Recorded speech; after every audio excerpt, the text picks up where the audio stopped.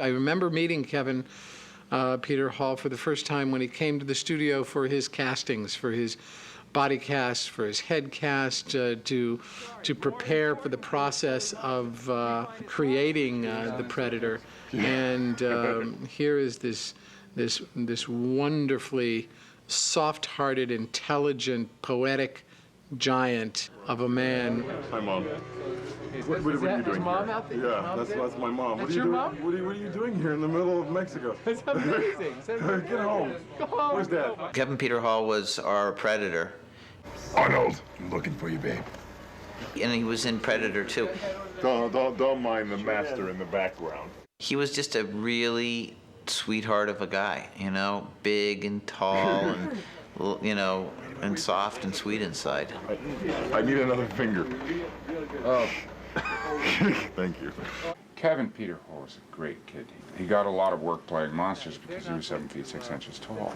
When you look at Kevin Peter Hall in that wardrobe, makeup, and with that size, and you see him against Arnold, you believe, ooh, Arnie's in trouble. He made it work. Kevin Peter Hall really made the thing work. That's your lollipop gift. Okay. You can't breathe for 5 hours. Wait, I gotta take a deep breath. Oh, quit playing.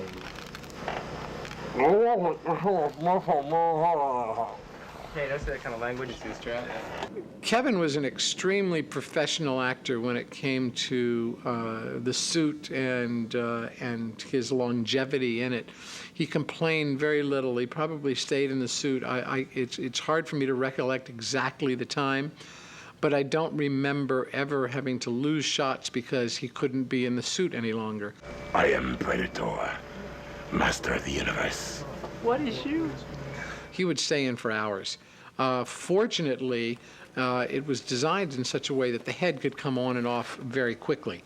So he would be in the suit, but we would in fact take the head off between shots and allow as much, you know, air and breathing as possible. He was amazingly professional. Every part you take on proposes certain kinds of challenges, and being in the suit makes other kind of challenges because you wonder how much of your performance is actually going to come through.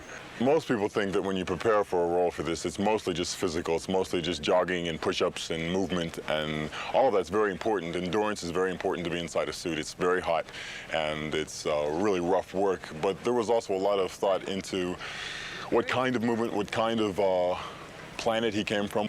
You work on the inner things that are going on in the character, just like as you would in any character, in the suit or out of the suit. He was a ballet dancer, and a martial arts expert. He was probably one of the kindest human beings I've ever met. A gentle giant, you know. He was like a very sweet, kind-hearted human being, and had many good conversations with him. Would meet him on auditions and see him on the streets. Hey man, how you doing? I remember Predators. That was my favorite role, and just a really great guy, you know. And I really am sorry that he passed. I have, just in general, the fondest memories of Kevin. I can't remember working with an actor under duress or more difficult circumstances than Kevin had to deal with in The Predator in the jungles of Palenque, and wearing this incredibly tough suit and create a performance in it. And never remembering a complaint, always a smile, and just a really wonderfully positive experience, and something that, you know, more people should have had a chance to have. You know, Stan creates the outside, and then I'm like the spark, you know, like the life that's inside. Without that, you know, you just have a suit.